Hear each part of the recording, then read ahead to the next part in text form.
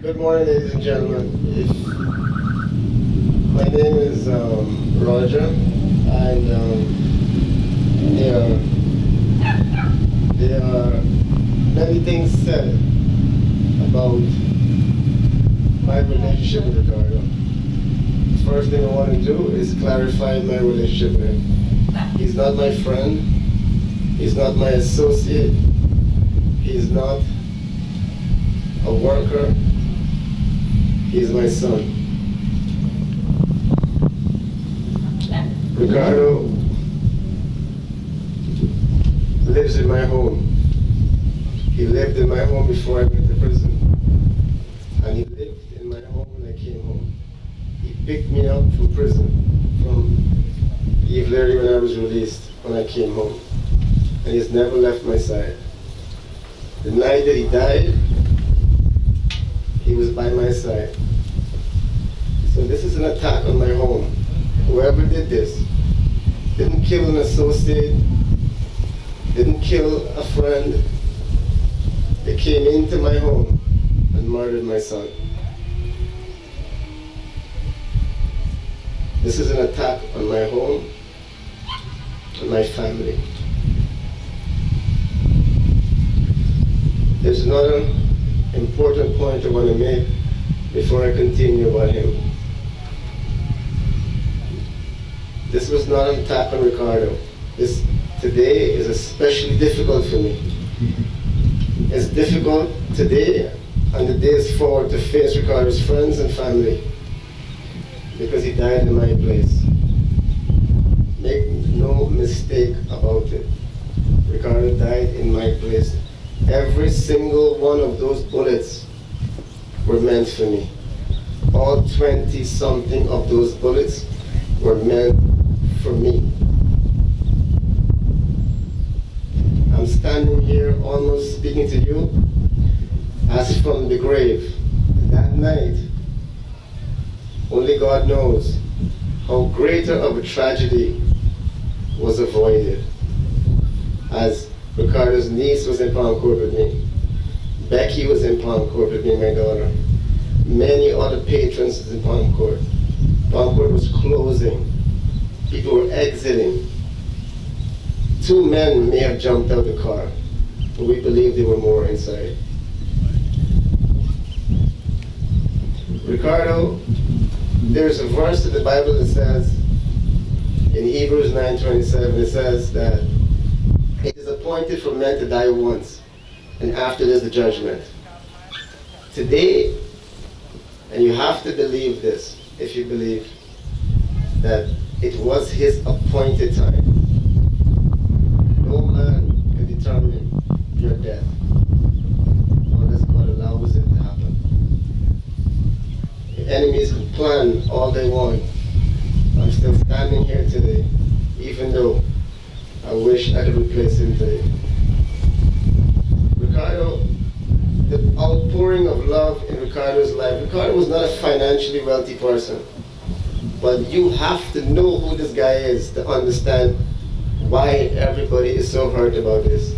Ricardo gave love. He gave love. He invested in people. He couldn't give a big money, but if someone, I would call him from prison. I would say, "Paper, it's Becky Barday. Go to so and see if you could think some money."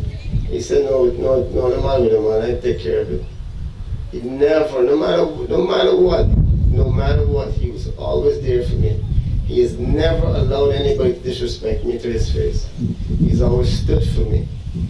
And so today, this is going to be a difficult journey for people who know him. In this life, Ricardo gave love and he got love in return. He was the joy, he was the glue guy, he was everything to his family. I would go into his room and you would see him on the bed. His head is on Bella's lap. She picking his gray hair. One of his nieces is rubbing his foot. Another one rubbing his back. Another one doing something. Surrounded by love. I always tell him he can never ever get a wife because he can't replace these girls. So this is completely difficult for the family. everything. He was Becky and Ricardo and I lived together. He was our mom. He was our dad. He was our brother. He was our disciplinarian. He was the boss of the house.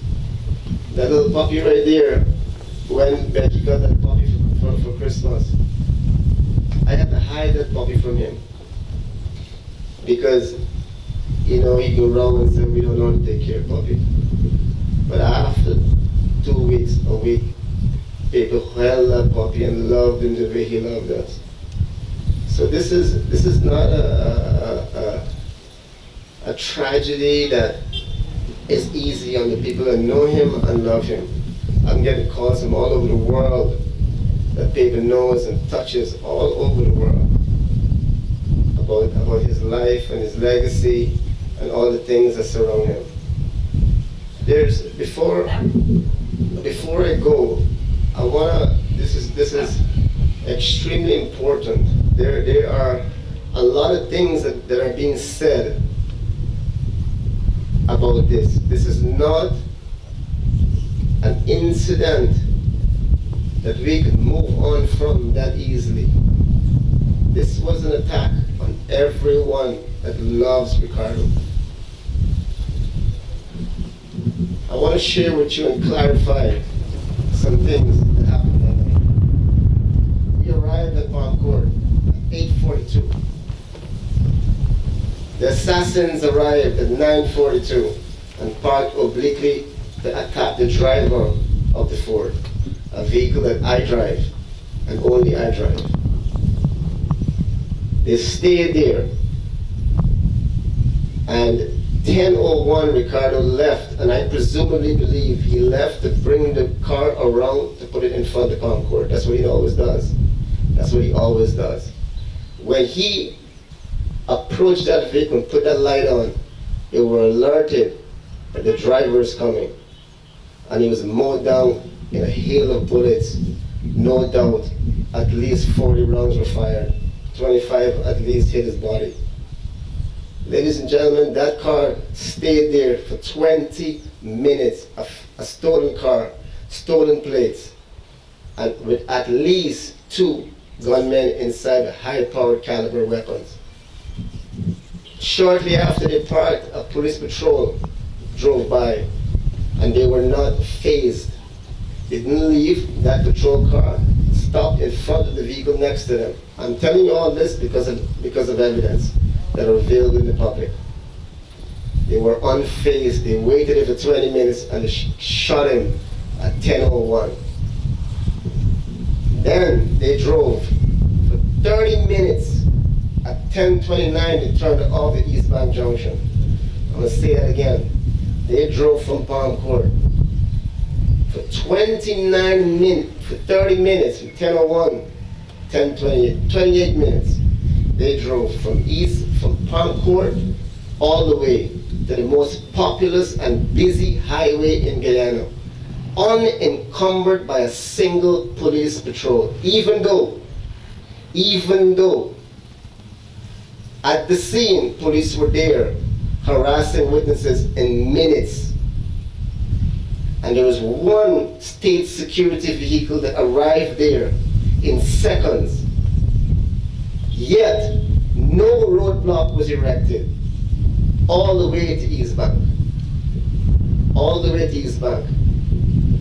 This assassination has a particular signature to it, especially in the light of the police posture over the past week. Not a single raid, not a single arrest, not a single witness, except the people who were there are being harassed.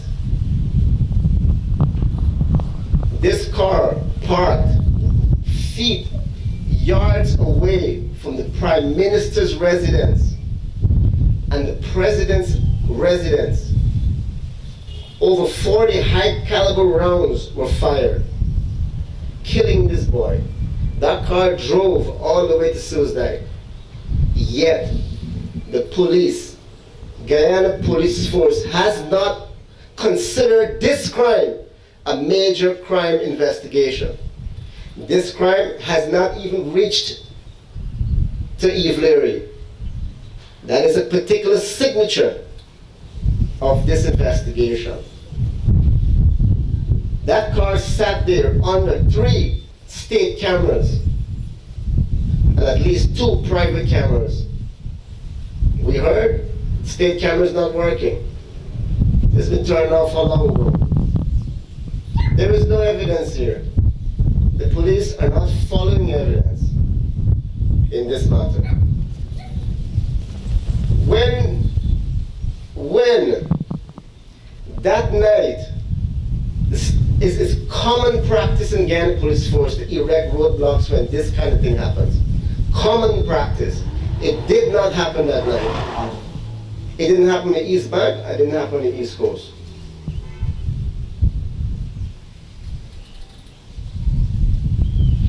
I'm going to tell you something.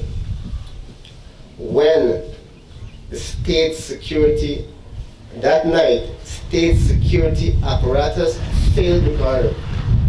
It failed him, and in the past week, the state security investigations has failed him and his family. And I'm telling you, history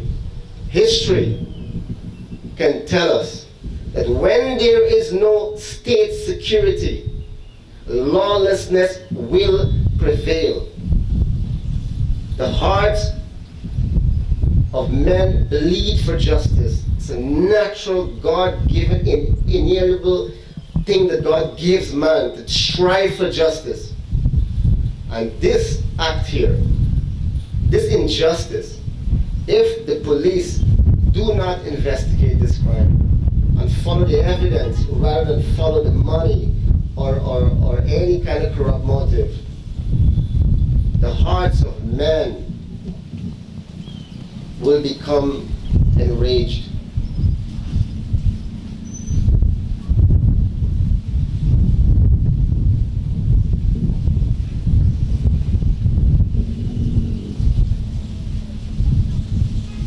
I'm calling on the president. I'm appealing to the president of Guyana. I see a camera here, I'm looking at the camera. Mr. President, we're asking you, I am asking you, on behalf of the family and friends of Ricardo, to give this investigation the very same attention that you gave the Henry boys. Ricardo's life is no less important than any other life in Guyana. We're asking for the political will. We're asking for the resources that this investigation be handled by impartial investigators. I have heard personally from senior police officers that said, Chief, we can't go near this one here. We can't go near this one here. Tell me why. Why we can't go near this one? All kinds of sick and demented rumors are being spread. Some even say, I'm not even going to repeat the nonsense. But Mr. President, I'm calling on the international community as well, that assassination is recorded and spread all over the world, yet not a word from anyone, including senior members of the Guyana Police Force. Not a single statement. For some reason, I believe that this investigation has been compromised. And we're calling on the authorities, the Guyana Police Force, and everyone in power to remedy this situation, to fix this injustice. And we're asking for a clean and impartial investigation into this crime. I'm sorry that I have to use my time and don't share fond memories of Ricardo, but I'm angry. I'm upset. You don't have to look any further into this case than the posture of the Guyana Police Force over the past week. Intimidating the family members of the wake, intimidating, harassing people at the vigil. a sudden they have the manpower and the resources to harass and intimidate the family and supporters of Ricardo, but not the resources, not the political will to investigate the matter. I know I'm taking great risk by saying these things, but I will do it for Ricardo. We will not rest. And if you're here with me and you demand justice for Ricardo, just put a silent fist up in the air for me. And let the government, everybody see that we stand with Ricardo in life and death. Thank you very much for your time.